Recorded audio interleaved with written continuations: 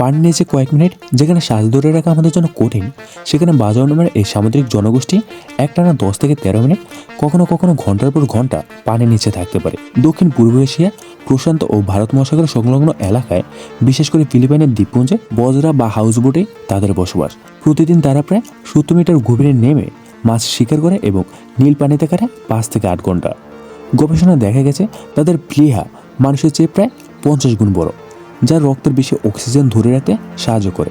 এর পেছনে রয়েছে একটা বিশেষ জিন, PED10।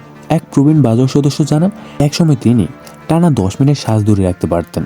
আবার শিশুদের ছোটবেলা থেকে শেখানো হয় এই দক্ষতা। এটাই তাদের পূর্বপুরুষদের ঐতিহ্য। যদিও তাদের অনেকের দাবি সময়ের সাথে সাথে তাদের এই ঐতিহ্য হারিয়ে যাচ্ছে।